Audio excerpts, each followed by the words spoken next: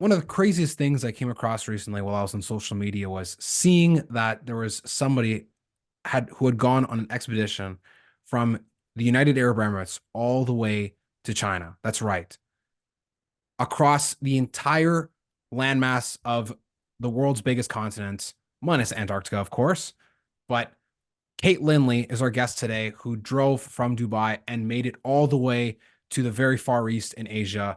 And Kate, I'm just really curious to know about what went into the inspiration to think of doing this, how you were able to manage a way to find the time and the money in order to go on this trip, and then as well dive in afterwards as to what you learned and how someone's life has changed from going on an expedition of this length. Wow. Well, thank you so much for the amazing introduction. That's a lot to unpack all at once. So let's go with the first question about why. So, the why behind my overland expedition, let's think. I really wanted to do some slow travel. So, slow travel is where you are taking your time exploring the landscapes, talking to the people, learning about the cultures, and I wanted to do something. So I've been to quite a few countries, always where I'm flying into the airport and then going to a place or going to a resort, spending time in the city. Sometimes, of course, spending time in nature, especially when I went on yoga retreats.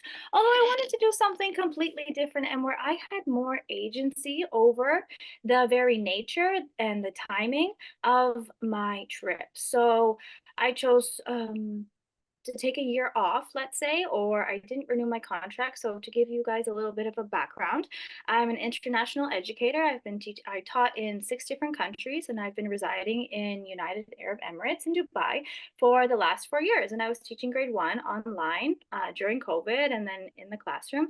And I felt really complacent. I felt like I was ready to have a different challenge and do something completely outside of my comfort zone. So I saved up a lot of money, and I had the intention to just get a good car, customize it, and to be on my way, let's say, to explore all the GCC, and then into Central Asia, and then into Asia. So the why behind it was fueled by my curiosity. I'm really curious to learn about different cultures and to travel extensively within them and to really put myself outside of my comfort zone, let's say. As I mentioned, I was doing very conventional styles of travel, which is totally fine, although I really wanted to connect with nature.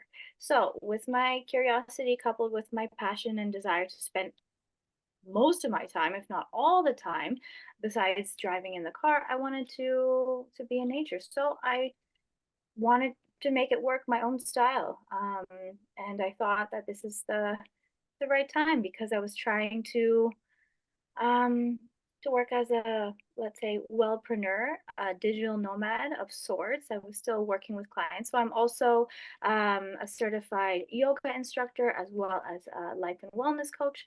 So I was doing a little bit of that on the side as well as online.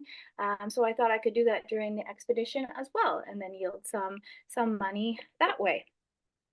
And altogether, yeah, it worked out. I'm back here after 600, sorry, not 600, 263 days of being on the road, 39,000 kilometers, and thousands of stories, let's say. Yeah, I made it happen. It wasn't perfect, but it was an experience that um, really allowed me to get in touch with myself more, as well as learn about and, let's say, demystify the perceptions that I had about certain places. So we'll get into that a little bit more. Although, especially in Central Asia and some parts of the Middle East that I went to, mind you, I had been to most of them already because I was residing in Kuwait as well for 3 years before the UAE. So yeah, that's the story for you for the first part about the why. Mhm. You said that you had lived in Kuwait as well, and that you lived in United Arab Emirates. what was it that attracted you to the opportunity to teach and or to live there initially, coming all the way from where we live in Canada and just outside of, in small town Ontario, just outside of Hamilton? What made you choose UAE and Kuwait? Mm. And Yeah, so if I give you the backstory of that, I've actually been residing and teaching outside of Canada since 2012. So the first place where I lived was South Korea. So I was there for 14 months, and then I completed my Bachelor of Education in Canada once I figured out that I wanted to be a teacher. And then I lived on a cruise ship in the United States for 9 months, touring around all Central America and the Caribbean. And then I moved to Turkey, where I was first, let's say, submersed in Islamic culture, which was very interesting.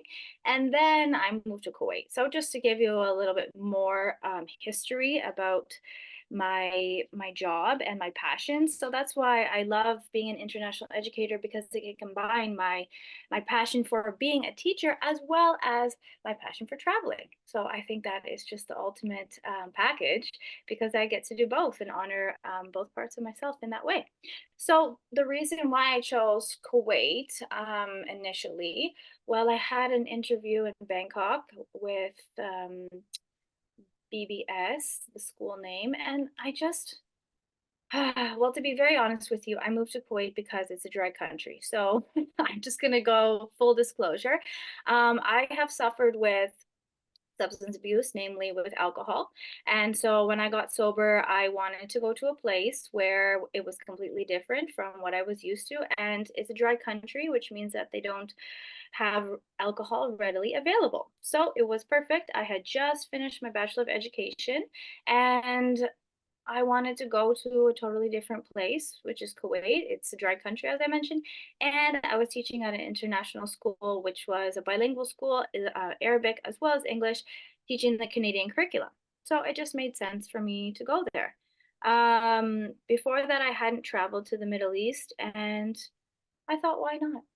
I just, for me, sometimes I overanalyze and overthink certain things, but when it comes to traveling, I'm like, okay, just try it. So I packed my bags once again and I said, yeah, I'm going to go here. And I ended up staying for 3 years, which was interesting. And then shifted to Dubai. Yeah, for 5 years I've been there. So yeah, I like living in the Middle East. It's a very interesting place and it's very comfortable and it's very safe, both in Kuwait and in Dubai. Very safe place for women and for people overall. And yeah, I like it. That's it. well, there's nothing like figuring it out, then, well, let me just go there and see what it's like. Yeah, You're not going to know until yeah. you get there. I know it's interesting because I had a few friends who mentioned that their acquaintances or even siblings had gone to Kuwait to teach, and they didn't have a very good review of it. But I was like, okay, I'm just going to try it for myself, and I just have learned to follow my intuition. So when my intuition gives me that little nudge, like, yeah, this feels right, then I really honor that. I'm a very spiritual person and I honor my intuition because that's the universe giving you a little nudge in the right direction. And if not, um, if my rational brain says no, that wasn't the right thing, but at least I learned something, or it gave me an open door or a redirection to something else and something better. So I'm always thinking that the universe is guiding and protecting me, and it brought me there, and I'm super grateful with whatever experience I've had in my life. Good, bad, this, that. It's very nuanced and it's very subjective. But for me, I count all experiences as blessings.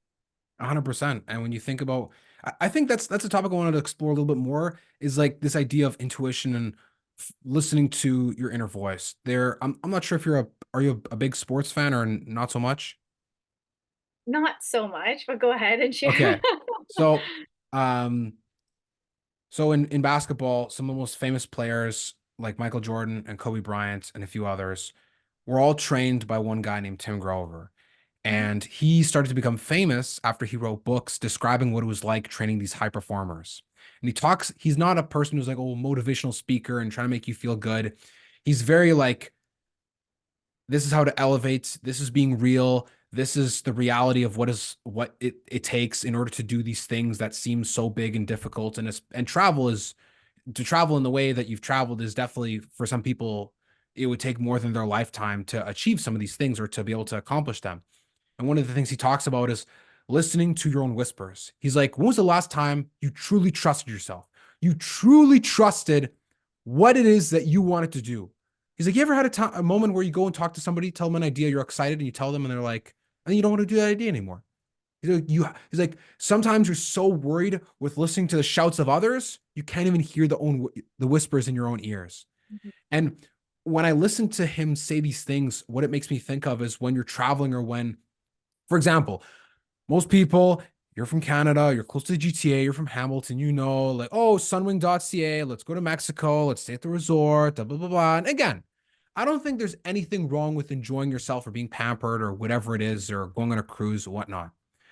But I think oftentimes, like you said, and this will ties into the demystifying perceptions, is whenever you tell someone like, yeah, I want to go to Kyrgyzstan, and they're like, you want to go to where? Or as soon as you say it, they assume, oh, never heard of it. Dangerous place, pirates, criminals, bandits, women are going to be in danger, or especially for female travelers, or they're disrespectful, or they're violent, or they're insert whatever stereotype. But then oftentimes when you go on these trips and you come back and tell people about it, then they just look like so flabbergasted because they can't fathom the places you've been and how similar we all are as human beings in other places of the world. It's just the way in which how we do things is what changes. So I think that it's an interesting concept. I think that oftentimes we don't really embrace so much as like listening to your intuition. Was it difficult for you to listen to your intuition at first, or how did you find a way to actually trust in the voice that you heard within yourself? Hmm. Yeah, it's a very interesting question and point, and I appreciate the example that you brought up because we have so much on the exterior and external voices and people's opinions and perceptions and perspectives. So if you don't have your own inner confidence and listening to this inner voice or intuition, as you mentioned, then it's going to be filtered out. It's like you're not even listening, you're like putting them on the sidelines. So for me personally, I feel like through my yoga practice, both as a yoga teacher and student, intuition is something that you have to train and you have to cultivate, and you have to really allow it to speak to you naturally without shaming it or like disregarding the voice. So I think it's just something that you need to naturally acquire. Everyone has their own inner voice and intuitive sense, but just also tapping into what they truly want and their and your own feelings around it, right? So if you ever have had that gut feeling or gut instinct, then you can follow that. With travel, sometimes I have, like, for example, when I went to Morocco in 2019, I just had a yearning and a desire to go there. My soul was like, Morocco, go for it, go for it. So then I booked a yoga retreat there and I went. So related to the overland expedition, I think I just wanted to do something really different. Not to say that it wasn't driven by my intuition, but I was like, I just want to step outside of my comfort zone. And then my intuition knows that the universe has my back, so it's okay. So it's all aligned in that. So as you brought up, okay, going to Mexico is one thing, and then don't go to Kurdistan because let's be honest, the media deems it as an unsafe place. So if people have placed a lot of trust in what they are being told via their TV, then that's obviously going to skew with what they deem as safe, unsafe, right, wrong. And it's all about your experiences. So if you're not willing or wanting to step outside of where you live or even your continent of North America, then you're always going to have this perception because you don't really know. But if you place a lot of faith and trust in these external sources via the media or via people that you admire and trust who have a very biased opinion about a place that they haven't even been to, then your perception is skewed. So I appreciate you saying that when you come back, like for me, as an example, sorry, when I came back to Canada, my family, who doesn't travel that much, not my immediate family, but other people, they pulled out an atlas and I showed them legit the route from Dubai all the way through these countries. And some people, some friends, like let's say I went to Myanmar in December of last year, don't know where Myanmar is, don't know that it's a country, or even on my Instagram, I'm posting like I love doing quizzes and getting people to really think and learn. Being a teacher, I want my content to be inspirational and educational. So I put like, what is the capital of Uzbekistan? And so I put all the capitals on like as options for the region, the countries in the region. And it's okay. You don't know what you don't know. That's fine. I'm not Mhm. judging, but it's just interesting that people deem certain places in certain areas as very unsafe because of, and let's say like even in the past, okay, whatever happened with the Iraq invasion, but that was like early 2000s.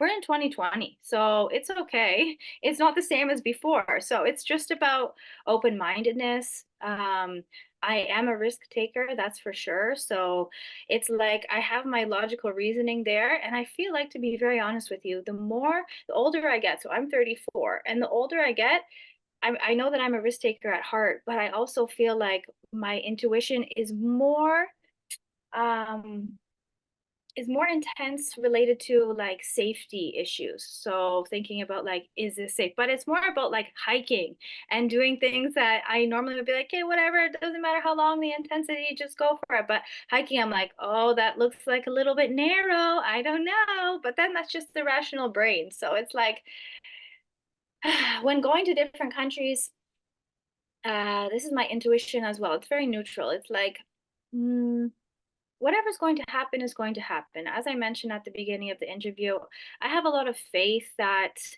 the universe has my back. So if the plane's going to go down, it's going to go down, but it could go down flying from like on Emirates from Dubai to Toronto, or it could go down anywhere, right? So I'm speaking about flying. When I talk about driving and the expedition, I kind of have let go of the expectations. And I think that also allows me to feel more trusting, if that makes sense, because I kind of have adopted the attitude that whatever happens will happen. That being said, you still need to have caution and not respect the culture, let's say, not go Mhm. outside of what the cultural expectations are, or to have an open mind of you did something that you thought was okay and then you realize that it's not.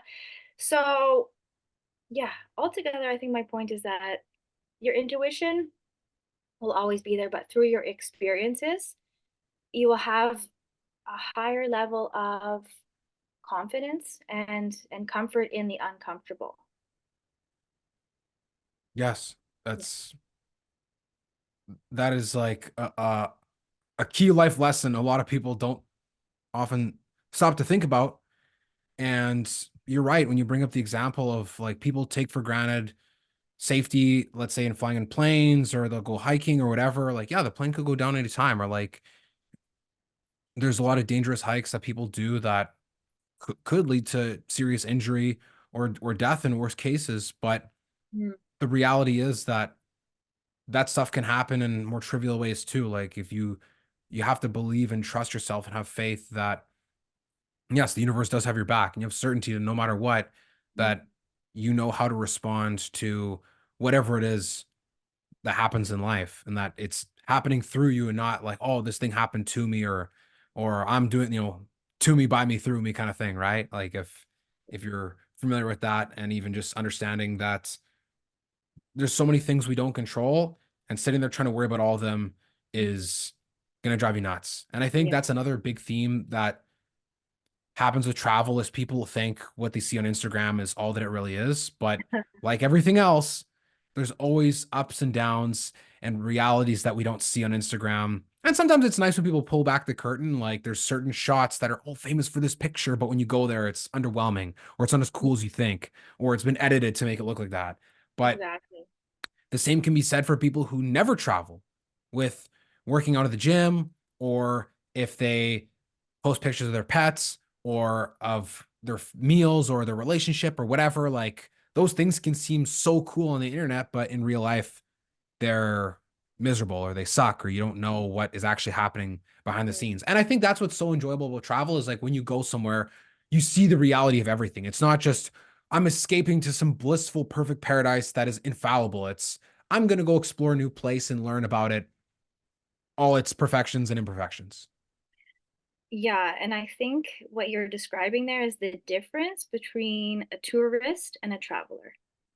So tourists are doing the basic things where they feel is okay to do based on someone else's opinion if they're going to buy into a package or this or that. This is very judgmental talk, but based on what I've noticed, and even I sometimes am a tourist. Like I went to Italy in August and I was like at the Trevi Fountain. I was having a great time in Rome doing all the touristy things, went to Amalfi Coast. I'm like, awesome selfie.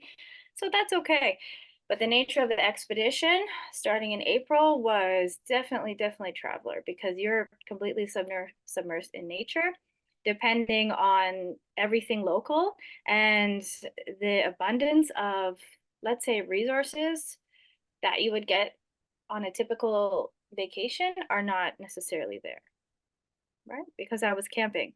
So I have a Jeep Gladiator, uh, 2022, so it's very new, started at 0 kilometers, and I customized the whole thing.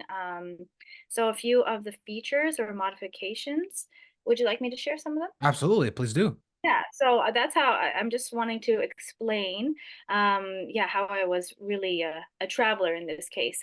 There's a fridge, which was really important to have in the Plus, back. So it's a domestic fridge, which I used to store my fruit and vegetables and everything because it was very hot. So starting off in April and then driving all throughout the summer months in the Middle East in the GCC, it was very hot, boiling. So I have that. That's definitely one that's super important. Two solar panels on the top, 80 watt each, no 100 watt each. So there's a dual battery as well. So the solar panels are used for the auxiliary battery, which is the second battery, which is used to power the fridge and the big headlights on the front, as well as the electronic steps and the water pump. That's probably more important than the steps. I had installed an 80-liter water tank, which I used for water, and also an external pump to take from the rivers or lakes or wherever. When I got outside of the GCC, that is, because there wasn't very many rivers and lakes there. Fresh water, I should say. So yeah, that really like essentially I created a mobile home from the Jeep. There's also an auto home tent, which is a hydraulic system tent, which was very comfortable. I placed that on top of the bed of the truck or of the Jeep. And so yeah, I had my fridge there and I have a Coleman stove top, and that's all I needed, yeah, to prepare my food and enjoy the amazing surreal nature around me with nobody. how long did it take to customize all that? And like, did you have the inspiration in mind ahead of time, or did you just like figure it out like, well, as long as I have these basic things, then I should be good. Yeah, it took about 2 months overall. So I worked with two different companies in Dubai, and in Dubai, Jeeps and overland, let's say, or even like small trips, it's very popular right now. So Mhm. these two companies had a lot of the equipment, which was great, and a lot of expertise. So they gave me a lot of advice as well in terms of what works or won't work with the Jeep. And I did some research as well. I have a friend who's also very into it, so he also inspired me to include some things within the Jeep itself. And then it's sort of like trial and error. Like a lot of this travel I learned is just like, okay, how do I do this? Like, to be very honest, before to turn on a gas stove or even to install like a little gas canister, I was scared of that because I had a, a bad experience before where it blew up in my face. So all these little things, it's just trial and error. And through experience, you're like, oh, no big deal. Oh, okay, let's just make this work. Problem solving is super important, knowing that you have to pivot, things break, things don't work. Luckily, the first tire puncture happened after like 38,000 kilometers. I only got stuck 3 times, so I'm very grateful about that. And then twice, a friendly stranger was there to help me out. So that was really good. Um, so yeah, I think I'm sure like for the first time, it seemed to be okay, but I'm sure with more experience, if I choose to, like anything in life, do this again, I will, yeah, do things a little bit differently. Probably wouldn't choose as much as I love the Jeep because it's able to drive on all different types of terrains and go to places where caravans or other like larger vehicles are not able to access. But it lacks the comfort. So it's like either I'm outside just chilling on the grass or wherever, or I would have to spend time in the my little room where the my bed is. So that's a little bit different from, let's say, a caravan where everything is enclosed. You can cook inside, you can chill inside, and yeah, you have the option to be inside if it's raining or windy or something like that. So let's see if I do another overland expedition, what I'll come up with. Maybe I'll convert like a Toyota bus. Have you ever seen that? No, There's like these buses that a lot of people convert in order to do overland trips in Africa because they have great suspension. So you can go over like true, really true. crazy terrain and the Mhm. suspension is just going through, but it looks like a bus or it is a bus. So I've only it's seen people funny. like the classic in North America we see is like when you take a van and then you like gut it or make it look like a Uh, camper, like one of those yeah, like Mercedes-Benz vans that you see like yes, Amazon delivery truck. yes, So I think those things are nice and it's definitely a lot smoother and more reliable terrain, let's say, in most places if you're driving on the interstate in America or not seeing a yeah, lot of people do it in Canada, maybe more mainly more the US. But I mean, yeah, in Africa, like or in the Middle East or in Asia, like yeah, the suspension better be sick because I remember when driving in Fiji, we yeah. I went there with one of my best friends and his mom who was from there. She hadn't been since 88. So we're like, hey, Mm, we're gonna go together, we're gonna rent a car. So we rented mm. a car, but the thing we didn't realize is like, yeah, you see on the like if you ever you talk about media and perception, go in the Government of Canada travel advisory section. You're All gonna the have a great time. You're gonna have a great time reading any country that's not Paris, Italy, whatever, France, all the basic stuff. It was like time. road conditions are severely poor outside of the main roads, and they were not lying there. Craters and potholes as big as the vehicle, like you felt like you were driving in Jurassic Park. And even when we were going up a driveway in Suva, we drove all the way to the capital. Every time I saw a pothole, my heart almost sank. You're dodging everything in these cars. It's not like you're driving like a Jeep. You're driving like a bootleg Toyota Matchbox. And when you're going up the driveway, the cars are so low to the ground. We had three luggages, three people.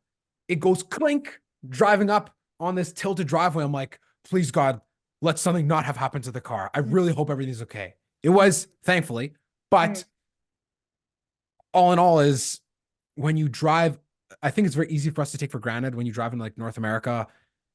Obviously, there's amazing roads in other places, but when you're like really off the beaten path, you don't understand how amazing the roads are that we have in like major cities and places because like it's it's so well maintained.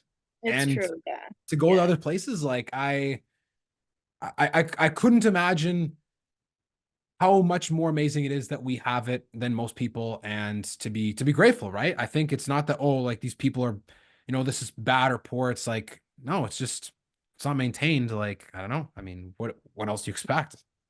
Yeah. Yeah. With that, it depends on the specific country for sure. But I feel you, and like it's about the adventure component. So, for example, my friend and I, we went to Alaska, from Alaska to Peru 2 years ago.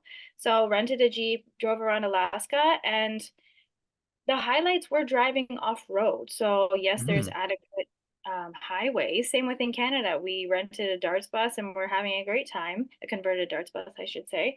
Although it's like the regulations here are a little bit different as well. Like Canada's very strict. It's a very strict country with a lot of rules. You cannot park anywhere and sleep there without a permit or without paying or all of these things. So in contrast, like let's say Central Asia or even Armenia or some of the places I went, slash all of the Middle East, it's like live camping. So they have like a specific rule within the country where you can post up essentially anywhere. And there's so much freedom in that. So like in China, I had to drive basically, yeah, 90%, no, 100% of the time on the highways, and that's fine. but it didn't feel as adventurous. Yeah. So it was cool to be in China, but it's something to be said like, okay, Mongolia is the complete opposite. And they're literally like bordering countries. Mongolia compared to China is like, you can't even compare because they're completely different. In Mongolia, very lacking infrastructure and in general, like a century behind, let's say, and they're just like frozen in this the way that it was that long ago, and they haven't evolved beyond that. Like it's not a very modern place at all. Maybe they're okay with it, maybe they're not, I'm not really sure. But when I was there as a traveler, driving off road was it was both incredible as well as a little bit intimidating, let's say, because there's absolutely no roads, and the Google Maps is not, the satellite is not necessarily accurate to where you're driving. So if I had to drive like 8 hours on literally gravel with no trees, nothing, no people around, only a few, like there's a lot of free roaming horses and cattle and such, not really cattle, but horses, they're roaming everywhere. So it's like I'm using that as my waypoint. I'm just kidding. But like so it's like all about the adventure. And like you said in Fiji, that's all a part of the experience for sure. And that's what they're used to. But it just depends on yeah, what you've been through and what you know. So yeah, it's good to compare, but not good to compare us in some ways. Like for me as well, I'm like, this is a new place, a new experience, and that sort of like should or what if mentality I've like completely erased. Like when I'm traveling, I'm like not even thinking that, because you have to be in the present moment and you have to be grateful for what you have, because every experience is really going to just um it's going to allow you to level up, let's say, for a lack of better expression, like level up. And then when it's like a small little thing, you're not even going to consider it as a big thing at all. You know what I'm saying? And I think that comes with any sort of thing in life or any profession. You don't sweat the small stuff because you've been through the big stuff in that case. So a small pothole in Fiji for someone first time is like, whoa, wowza. But then after, it's just like you just drive around it or get a motorbike so that you don't even have to hit Yeah, or them. No? you see the crater on your street on the Yeah. street of your Airbnb that's like as big as the car, and you're like, oh, whatever, these little potholes. Doot, doot. There we go. We Yeah, dodged yeah, it. All good. exactly, exactly. Or you're so taken by the landscape overall from left and right. It's like pothole, okay, whatever. And then but everything else is just so amazing. Don't get me wrong, Canada has some epic landscapes, especially the West Coast. That's why it's called the best coast, but the West Coast is the best coast. And so it's like you just, oh, whatever, it's okay. But when you're driving your own vehicle, it's a little bit different. I was looking out for potholes because I didn't want to get a flat tire. So yeah. No, that's I love that I love that you use the phrase level up, because that is actually exactly as it sounds. Mm, You when you get used to it's the very first episode I ever did was with one of my good friends, and we were talking about minimalism and like understanding the cost of things in life. And his words and our conversations around this topic always stick with me, because oftentimes people don't understand that there's a cost to everything, an inverse and a regular cost. If you choose to do this, you're choosing not to do that. If you choose to not to do that, you're choosing to do this. Everywhere, with everything. And so when you think about like, yes, maybe you don't have the sexy Route 66 from through the, Death Valley, and that's a beautiful paved road that stretches across the United States, but you also don't have to worry about dealing with 100 permits and this and that. You can just, set up shop wherever you want, and it's pretty free flowing.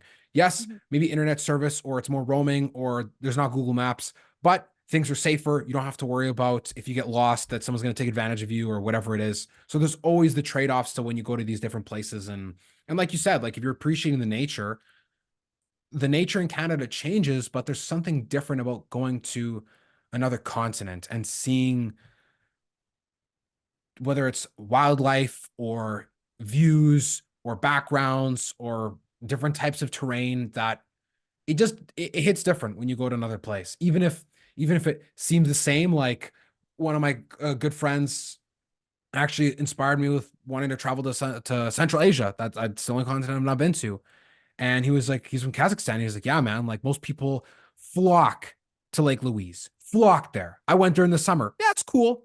I had more fun doing things that not many tourists did, but you have to go and do the touristy thing and take the tourist picture and the selfie and the Lake Louise and whatever. But like There's places that look like that in Central Asia that nobody knows about that are untapped.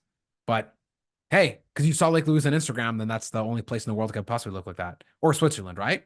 But Yeah, again, you never know till you get there.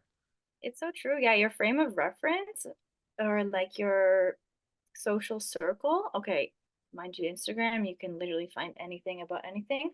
Although, like, I think it's really about the people that you surround yourself with as well. So I love how your friend encouraged you to go to Kazakhstan. I would say Kazakhstan was probably one of my favorite countries on the overland expedition, namely because of, as you described, the nature there. So both the east and west side are like incredible, completely different. Although like the canyons there, I camped in like a 22 million year old seabed. It was like a national park, nobody around, spent 4 days there. Incredible stuff. If you're interested, you can see on my Instagram. It was like a place where you just feel like you're way back in time and it's so silent, which is the best part for me. I love the silence of it. And Almaty is also incredible. Looks like Canada, but a different feel. So as you say, it's like, yeah, these places are, and that's the sad part. Like they're overrated, and so people want to jump on the bandwagon, thinking that based on Instagram or based on what they have seen, it is the place to go. Although it also kind of ruins it for the place. I don't know, like over tourism and then in general, it's all the same, all the people in the same place. So yeah, these places that are really like undermined or underestimated are for me specifically the best. Like if you want to ask me what was my favorite, I'll just ask for myself. What is the my favorite country in the 20 countries that I went to on the overland expedition? I would say like, yeah, Syria, Saudi Arabia, Kazakhstan was also really cool. In Central Asia, and then China. Imagine. And last year I went to Russia, Myanmar, Syria, and Russia, Myanmar. Yeah, these countries that people flag as like dangerous. Saudi Arabia, people also were like, their perception is like 30 years ago because now it's open to the public. Yes, they're still dressing in traditional Islamic wear and respect to them. It's their country, it's their culture. Cool. Yeah. Um, and so yeah, I really love Syria, and I know Syria unfortunately has a bad reputation because of the media. The people there are bar none the friendliest people. Arab people, Jordanian, Syrian, Lebanese, uh, super stellar people. But Syria, namely, was amazing. It actually just surprised me. Because for me, sometimes, as I mentioned, I'm kind of just going places without doing a lot of research. I think there's also so much beauty in that because it's like you have such an open mind. Like, okay, I have some idea, but I want to decide for myself. I want to tell my own story about the place based on my experiences, and I don't like having the little voice in my head based on someone else's opinion. Like, yes, you can tell me information for sure, share about your experience, but my authentic experience is going to allow me to formulate my opinion, right? So Saudi Arabia, the landscapes there are epic. If you like to paint a picture in your mind, like if you know about the Nabatean civilizations in Jordan, it's essentially like rock carvings, not even carvings. It's like they created their whole. I'm so sorry, my email just came. Their whole civilization like into the stone. So that was epic, and there's also like, so sorry. There's also that civilization further down in Saudi Arabia as well. And Al Ula, that's now like a trending place to go to in the GCC, is also an awesome place to camp, whether you want to go there for a week or whatever. It's just so available to you and very relaxed there. And then, as I mentioned, in Kazakhstan, the nature too was incredible, and Kyrgyzstan as well. I just was in Kyrgyzstan and went skiing there, and that was the place I was like, I have no idea, and went there. The people are super friendly. The food is great, so I'm vegetarian, And that was fine compared to other places where it was not so vegetarian friendly, but it's okay. So yeah, the places that I didn't know so much about and it really opened my eyes. And then just to demystify or dispel the perception, especially related to safety. So in Syria, I had to be very cautious. I was with a guide who was working for the Ministry of Tourism via the government. I had to get a special permit for my car because actually the Jeep was the first car to get a not a transit visa, a tourist visa since the war started, and the war is over there now.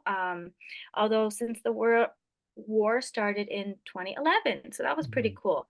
You can get a transit visa to go from Lebanon, Jordan to Lebanon, although it's like a 3 hour quick drive. And I was in Syria for 11 days.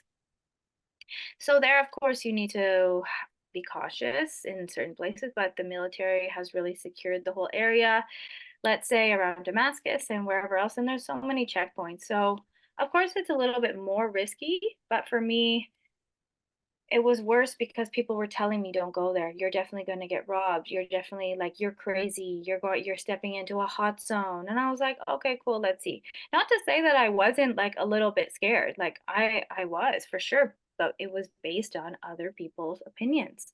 So when you internalize that and you deem their opinion as truth, then that's what really can mess with your psyche. But if you just have confidence, and as I alluded to and said before, like if it's my time to go, it's okay. It's pre-written. So if something happens and I get caught in a crossfire and become a casualty, it's okay.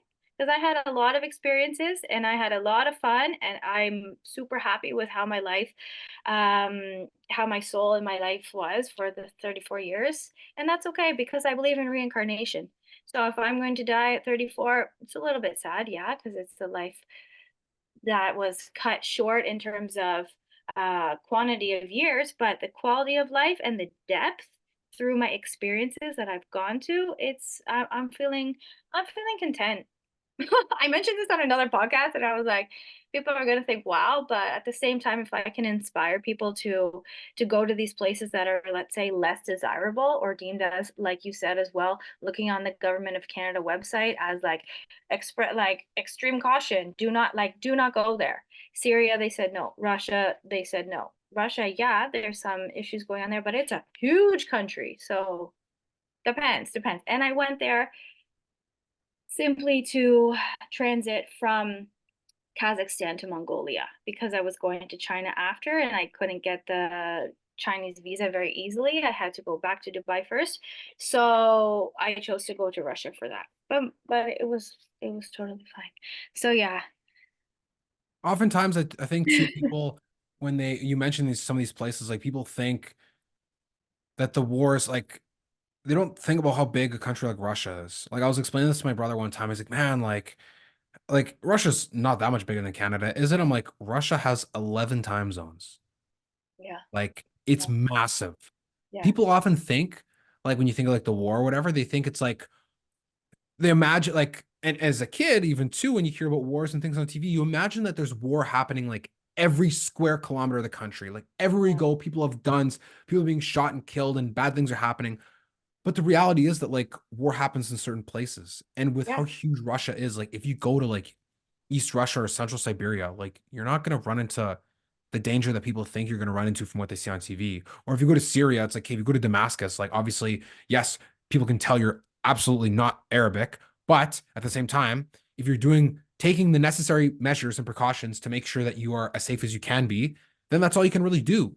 Like Mm. you could get shot and killed in downtown Hamilton and Winnipeg the same way that you can get shot and killed in Damascus. Like, yes, maybe there's more access to this or that, or there's been a war there and things can be a little bit more dangerous, but that it's like, what is like, correlation is not causation, right? Like Mm. people think, oh my goodness, Winnipeg, murder capital of Canada, but it's like, but how really bad is it compared to other places where like just think about the ratio, right? Like Canada is a country of like 40 million people tops. And there's other places where it's like you go to China, it's like they have 100 cities with over 1 million people that no one's ever heard of.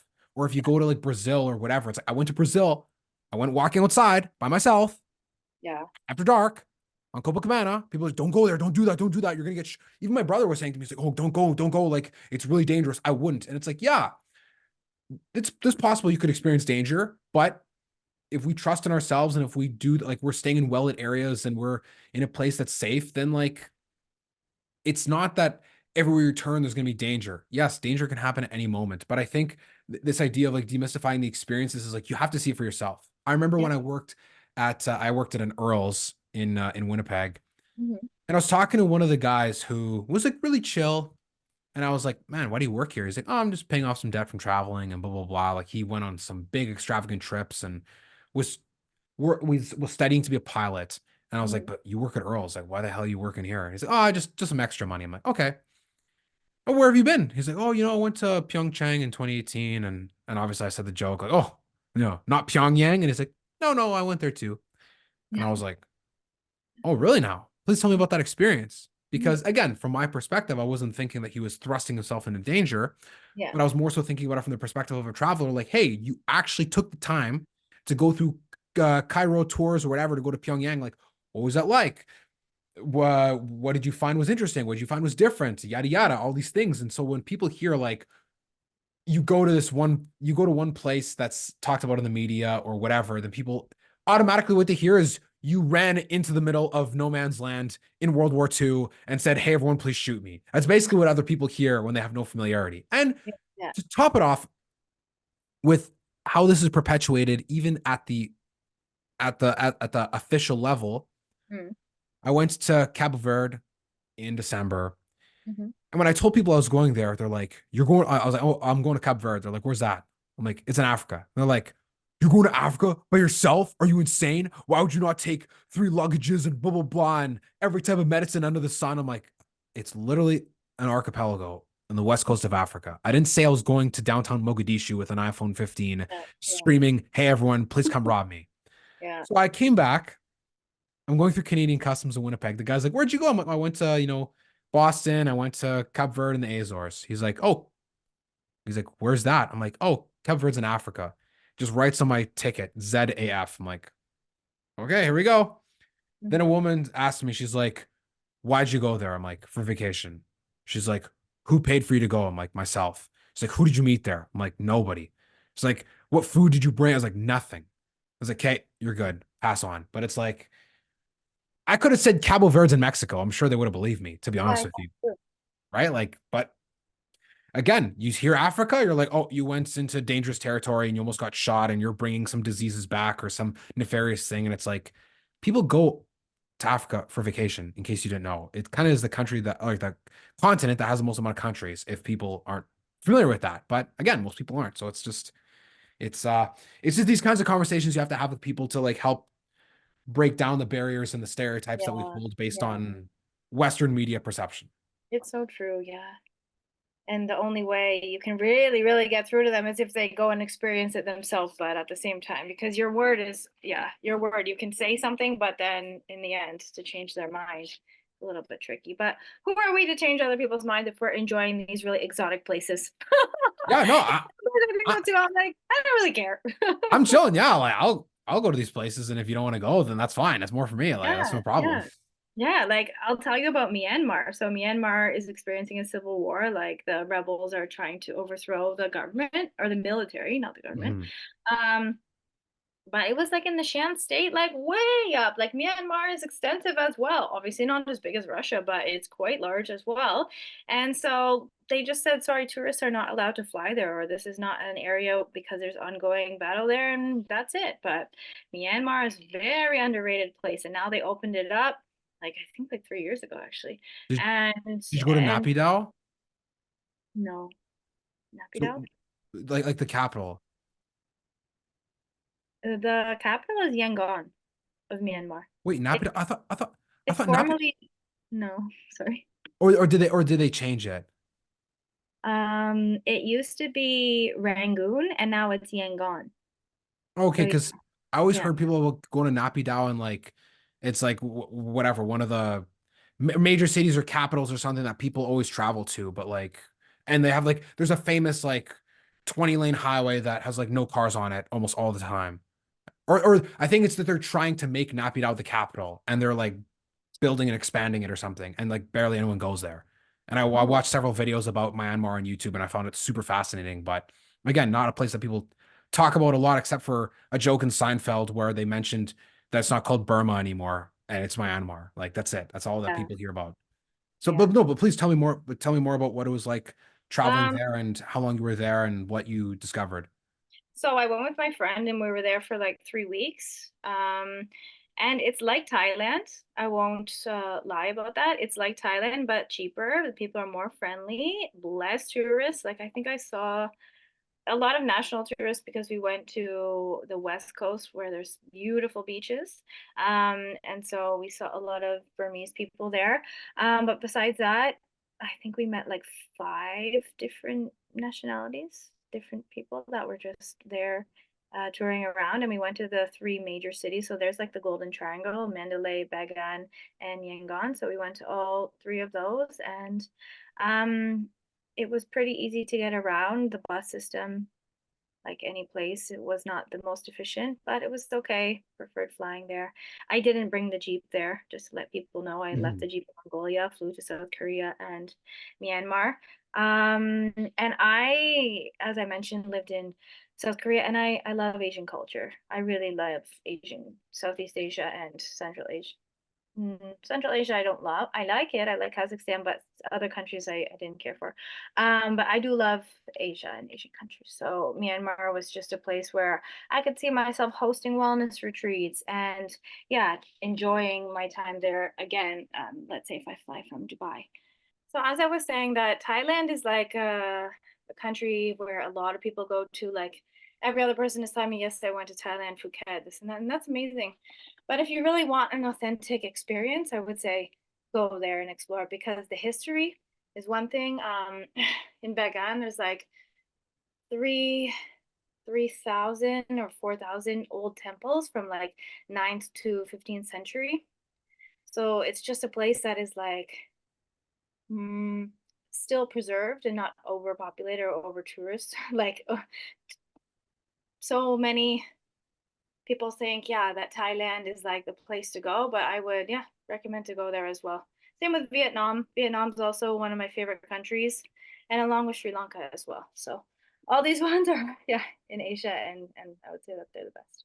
I In heard a lot of good. I have heard a lot of good things about Sri Lanka in particular, in that it's quite underrated and there's not as many people, tourists, especially not from North America, that travel there. So it's not really as overcrowded as other places in Asia or other places in South Asia that maybe be filled with tourists or a bit overwhelming in terms of the culture shock of going there with, again, this that circle, that red circle that goes around like 8 countries in South Asia accounts for more people than the rest of the population in the world outside of that circle. Like in India, Bangladesh, Pakistan, like you already got like almost 2 billion people in that circle alone.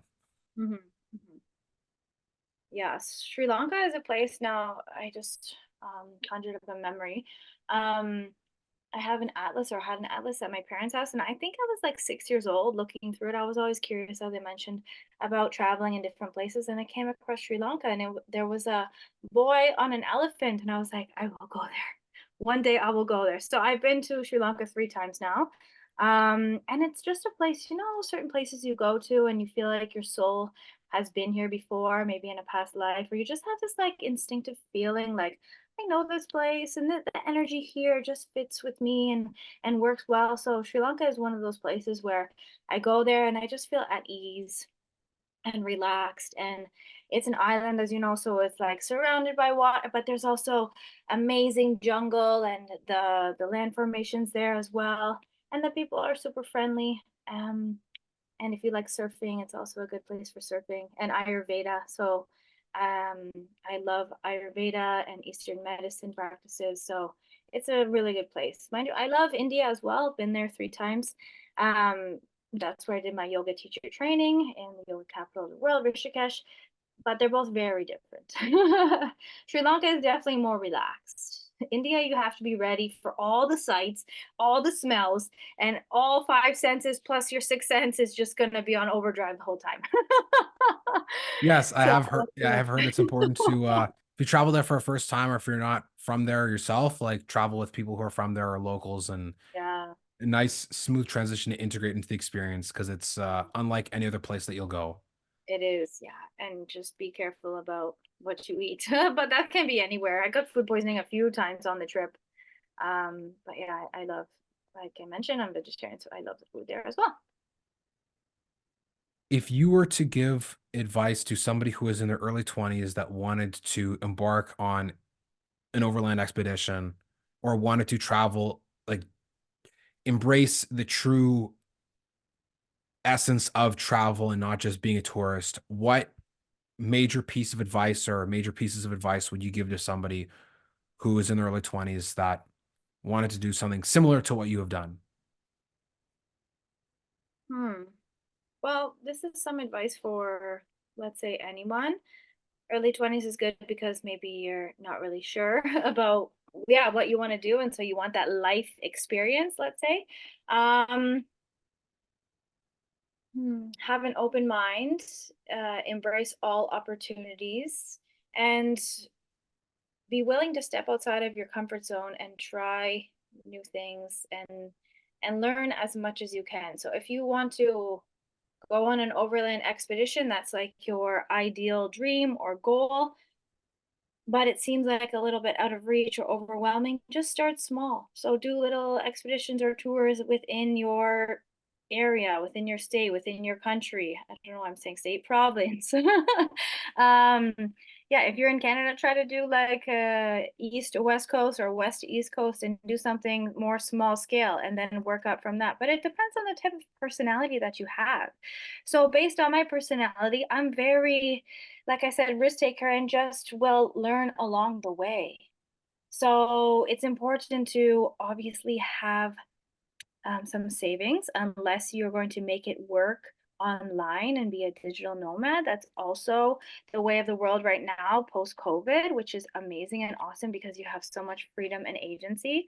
Although, if you're not sure what you want to do in terms of a career and you're not at that point yet, then you can save as much as possible. Or you can also, depending on where you want to go, work there a little bit as well. It depends on the country though. Some countries they allow you to work for short term or do a homestay or a farm stay. I'm speaking like Australia right now when I Mhm.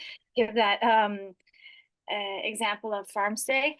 But yeah, like maybe my advice seems like super simple and basic, but based on my extensive travel, having an open mind and feeling like lean into the discomfort. If it feels uncomfortable, obviously use your discretion depending on the circumstance and the situation. And if you're in danger, then don't lean into it.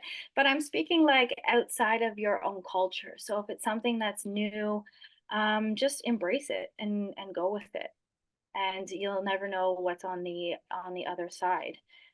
For me,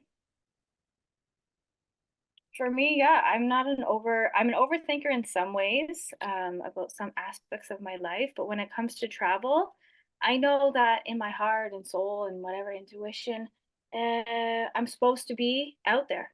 I'm not a person that's supposed to be inside, um, working an office job. That is amazing for some, but for me, it just was not, yeah, it just doesn't speak to my soul and my existence. I'm a very curious wandering person, but I also know on the flip side that I it's important to ground yourself, so it's important for me to have balance. So it's all just about honoring what you truly want. So as we were discussing at the beginning of this podcast episode, to tap into your intuition and decide what do you really want for yourself. And so, no matter what other people are deeming to you as right or wrong, thank them because that's their opinion, but that's all it is. So, if you really have a yearning and desire, let's say you're a super history buff and you want to go explore Papua New Guinea, or you're interested in different tribes and you want to go to the Amazon or Ecuador. That is the Amazon, Amazon River. Then go ahead and do that. So just be true to yourself and your authentic self, and don't be afraid to have people judge you. You know how many people judged me when they heard Dubai to China because they deem that as impossible. But nothing is impossible. Everything is available to you. you can do it. And maybe I'm speaking in like idealist terms, but that's part of how I was able to do it and successfully, and not yeah, sweat the small stuff, because everything is available to you, everything is possible. Um and yeah, just through your own thoughts and actions, you can achieve it. You can make it work for yourself. But you can also start small. So I took a big step by driving, yeah, 39,000 kilometers over 20 countries. But starting small is fine. As I mentioned, I didn't speak too much about it, but I also went from Alaska to Peru. Um, so that was also an interesting experience, but different because I wasn't in my car the whole time, but still backpacking. Um, so yeah, and also I think like follow some travel bloggers or people that have adequate websites, and get inspired by them, because there are people that are doing crazier things than me. People are going on like, I follow some solo tourists or solo tourists, solo travelers that have been traveling for like 10 years, 12 years, and they're just making it work. So if you're inspired by my story, then there's other people that are also like-minded. And once you find your people like that, or your tribe, or even if you don't find them, you're following their content, it's super educational in a way that will educate you about the world outside of what you think or what you have experienced. I'm speaking to people that are just starting out, as you mentioned, 20-year-olds maybe that have gone on some sort of exchange in university or whatever, or a family trip, I don't know, whatever. But if they want to do something for themselves and by themselves, I'm speaking to like solo travel people, or even in small group, because it's one thing to go by yourself and it's one thing to go in a group. But I think in terms of comfort zone, maybe just starting, yeah, with what you're super comfortable. And then, as we were talking about, slowly based on experience, leveling up and building off of that. Well, Kate, I appreciate the thorough answer and all your time today on this podcast. It was amazing getting to learn so much about the things you've learned along the expedition, the being able to demystify many of the biases and perceptions that we are fed through what we consume in the media. And honestly, it's always just super fun to be able to chat with people who have traveled solo, who truly enjoy doing it slowly and embracing different cultures versus just racing for those 2 weeks a year you get to be a glutton in Mexico and then go back to hating your life. Thank you so much for the opportunity to share my voice on your podcast. I really appreciate it, and I hope that it inspires some individuals to live their truth and to go beyond their comfort zone. So thanks so much.